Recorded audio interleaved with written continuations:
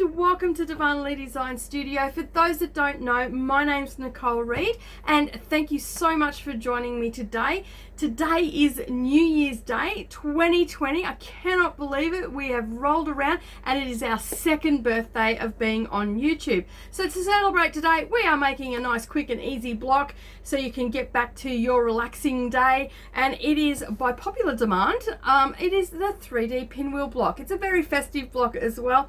I recently just made a quilt for little M that consisted of some swap blocks that I had got many years ago, and after I showed that on our Finish It Friday, I had quite a few emails and messages asking if I could do a video on it. So here I am today on New Year's Day doing that for you. It's a quick and easy simple block. You can do it one of two ways. One way is that you can use just a charm pack and have no cutting whatsoever, so you can get straight into sewing, or you can cut some background like I have here. I've cut some white background at 5 inches, and then I've just used my charm pack squares. So let's get started.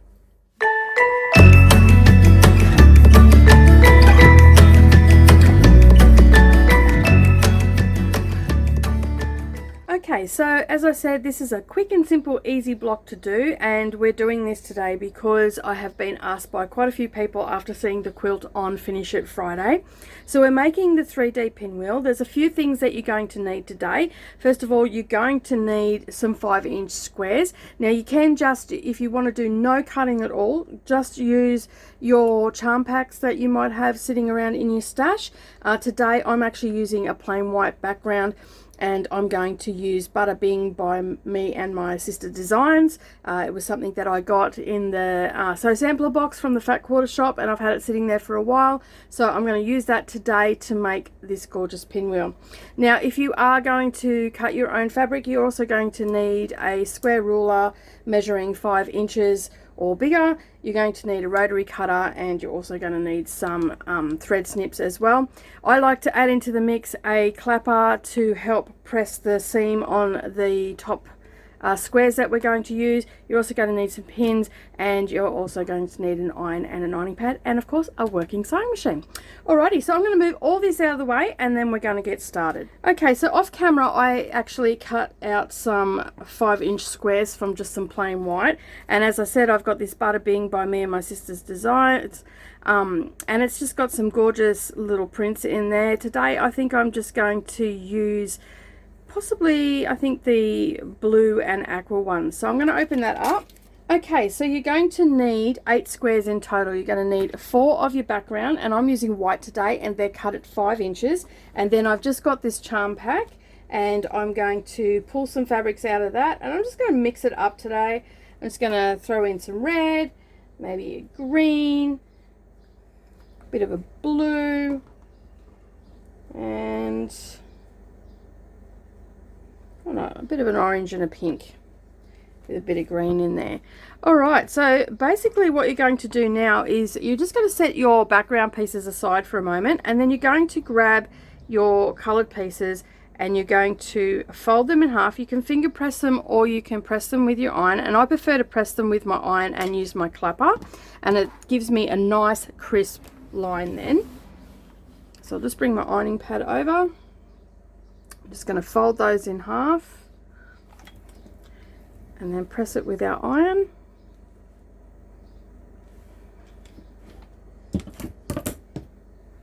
And then pop the clapper on. And I'm going to repeat that to all 4 of my coloured charms. Okay, so they're all done in half. Okay, so you want to have your wrong sides touching, folded in half and nicely pressed. So you can set your iron up out of the way now. And then what you're going to do is you're going to grab one of your background squares, and you're just going to lay that in front of you, and then you're going to place your triangle on top with the raw edges going to the bottom and to the side, which is the right hand side, and you're going to repeat that with all of them, making sure that your raw edges are lining up. Okay, so then what I like to do is just to pop a pin in to stop it from moving. You might need to put 2 in. And just on the right hand side, because this is the side that I'm about to sew, I know I always pin where I'm going to sew. And you repeat that for all 4. And just making sure that everything is aligning up. Okay, so once we've got those all pinned in place, what we're going to do is we're going to head to the sewing machine, and you're going to use 1/8 of an inch seam allowance, and you're going to stitch down this right hand side. So that's why I always pin where I'm going to sew. So when I go over to the sewing machine, in case I turn it, I know that where the pins are, that's where I'm going to be sewing. So I'm going to sew 1/8 of an inch all the way down, making sure that you reverse at the beginning and at the end, and you're going to repeat that for all 4. Okay, so we've sewn all those down, and you can see here that I've just got a nice 1/8 of an inch, as close as I can to get to the edge without going off. And this is just to anchor it down to make it a lot easier when we sew it. When we sew all the pieces together, we'll be using a 1/4 inch, so this will be hidden up really well, so you won't have to worry about that. So remove all your pins, and then basically what you're going to do is you're going to bring up this loose end here, and you're going to bring that up and line it up with that corner there. So we just sewn down the right hand side, and now we're going to turn our little block so our loose end is down the bottom, and we're going to bring it up to where we just stitched, just like so. Okay, and I like to use my iron here just to press it to make sure that it's sitting in the right place, and I pop a pin in straight away so it doesn't come undone. So just bring that point right up into that corner, grab your iron, give it a little bit of a press, making sure that everything is sitting down nice and flat. And you don't want to iron or stretch your fabric or anything like that. You definitely just want to press. And I again grab my clapper, and I'll leave a link down below where you can get these. These are an invaluable tool. I use this all the time for setting creases or for blocks such as this. And even when I'm pressing my seams together, if I've got bulky seams, I can use this to really flatten them out.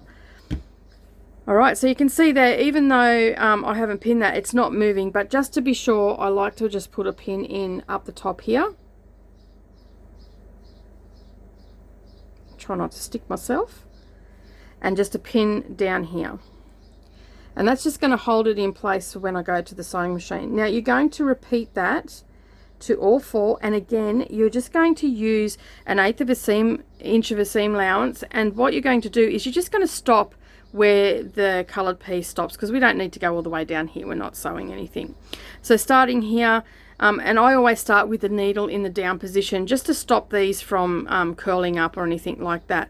Now you can see there that everything is aligning up, except my point has actually poked out a little bit. So I'm just going to adjust that, bring that back in, and you want to be very careful when you are putting your pins in that you don't move your point. You want that to be lining up really nicely, and that is so much better now. So I'm going to repeat that with the other 4, and then we'll head over to the sewing machine. Okay, so you can see here that we've got them all sewn down, and what you're doing is you're just anchoring these into place so they don't move on you when you go to sew the final block together. But we're almost there. We're just about to sew it together. So now all you've got to do is put your blocks in a layout, and I'm going to go with something like this. And basically all you're going to do is you're going to sew them to one another. So laying them on top of each other, lining up all your raw edges. Now this part down here where you've got the 3D part of your pinwheel, so you've got like 4 layers there, and you're going to be going through 8 layers altogether. So you want to take it slow, okay, and you may not be able to get a pin through there, so you may need to use a wonder clip. So basically all I do is I make sure that my pinwheels are lining up, and you can see here that you have to line up where that crease is. So you've got a crease here and you've got a crease there, and you're going to align them as if you're nesting seams, and you're going to make sure that those are aligned up, and that's going to make a big difference to your center part of your pinwheel. Now you don't need to worry if they do move or shift or anything like that. We actually add a little button to the center of the quilt or the block, and that way you can cover up those little errors where they're not quite matching up, because sometimes things just move on you. Okay, so I'm pretty happy with how that's lining up, and I'm going to pop a pin in there. Now I put one down here because this will shift on you if you're not careful, but this is the side that we're going to actually sew. And again, I'm just lining everything up, and where I've got this part here, I'm going to put a pin there because there is a little bit of bulk there and it may move on me when I'm going to sew. Alright, so that is how we're going to pin it, and then I'm going to do exactly the same thing with this one. So again, I'm going to align them up with each other. I'm going to make sure that these parts here are nesting like as if I'm nesting a seam. I'm going to pop a pin in there, and then I'm going to pin down this side right where that fold is, because that will move on me. Making sure all my raw edges are aligning up nicely, and then I'm just going to put one down the bottom here to stop it from moving as well. So just laying them together nicely.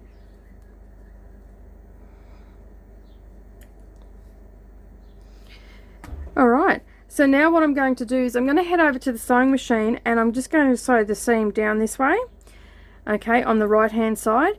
And I'm going to use a 1/4 inch seam allowance, and I'm going to do a back stitch at the beginning and at the end.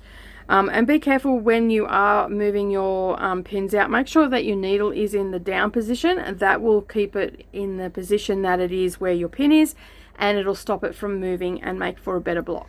Okay, so we've done that. We'll just remove that last pin, and you can see here that we've got our 1/4 inch seam allowance, so that's encased all that basting stitches that we did.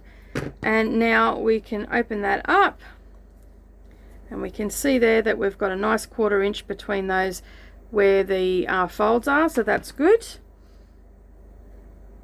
As I said, it doesn't really matter because we are going to decorate these with some buttons, and so there's that one. Alright, so now what we're going to do is we're going to give them a really good press, and you might find it a lot easier to actually open up the seams. If you can't, don't worry, just press to wherever the seam wants to go to. It'll just naturally, you can see this one, if I'm opening it up, it actually just wants to go to this way, and this one will be the same. It'll want to go to the opposite side. So give it a really good press, and just to get that seam to lay a little bit flatter, as I said, I like to use the clapper, and these are probably about the only blocks that I really focus a lot on the back side of the block as well, just to make sure that everything's laying flat, because you do have quite a substantial amount of bulk going through there. Alright, so that one's nice and pressed, and then we're going to repeat for the same for the other one. Okay, so we have now our 2 rows. Now we're ready to finish assembling the block. So again, all you're going to do is, just like with any 4-patch that you do or any quilt block, you're going to want to nest these center seams. So basically all we're going to do is lay them on top of each other with the right sides touching, and then we're going to line up those center seams. Now this is quite thick here, so you may need to use a Wonder clip or something along those lines to hold it in place. Alternatively, you can nest it and then just pin either side of the block, sorry, of the seam. So I can see here that these are nesting quite nicely. Just get that in a little bit tighter, and I can see my diagonals are also, like these pieces here, are also lining up.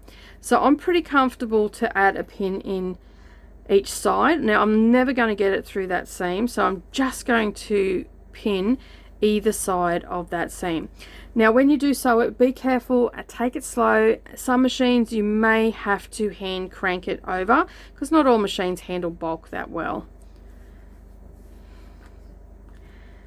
Doesn't mean that you can't make these blocks, it just means that you have to do things a little bit differently. So again, you can see here where I've got one of the pinwheels, I can see that there's that little seam there, so I'm going to just pin into that to hold that into place, and I'm going to do the same with this side as well, and that will stop that from moving or kicking out and running the risk of actually not stitching the seam properly.